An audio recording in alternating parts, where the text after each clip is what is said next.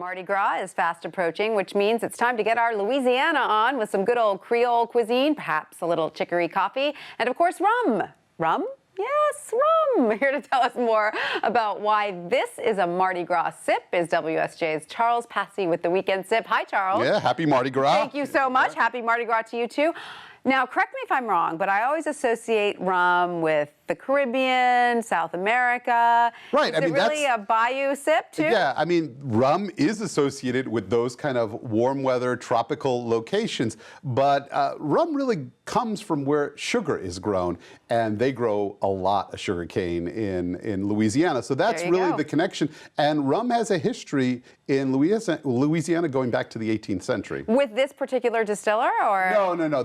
What's happened is rum kind of then disappeared. You know, by Prohibition, rum making in Louisiana was gone. And this is part of a wave of new distillers, craft distillers, small-scale distillers who are determined to bring rum back to Louisiana using local sugarcane. Very nice. And so Bayou Rum is what, a couple years old? About 3 years old. Okay.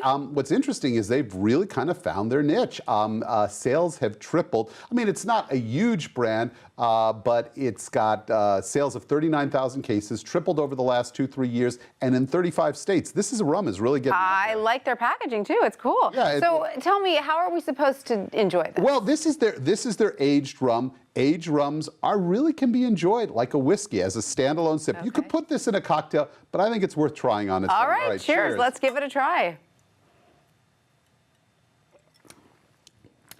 You know what? That's nice. Yeah, I mean, nice. I always tell people, try a sipping rum, an aged rum, instead of whiskey. It's got a little different feel. It's a little sweeter, obviously. It is sweeter. I mean, there are some that I would say are more complex and maybe a little bit bigger flavor-wise, but this is a very approachable. It's priced right at $30.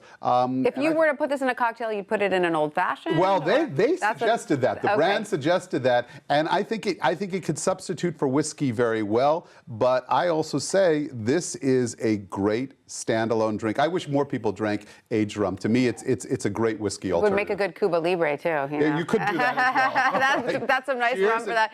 Cheers, and happy Mardi Gras. Thank you, Charles.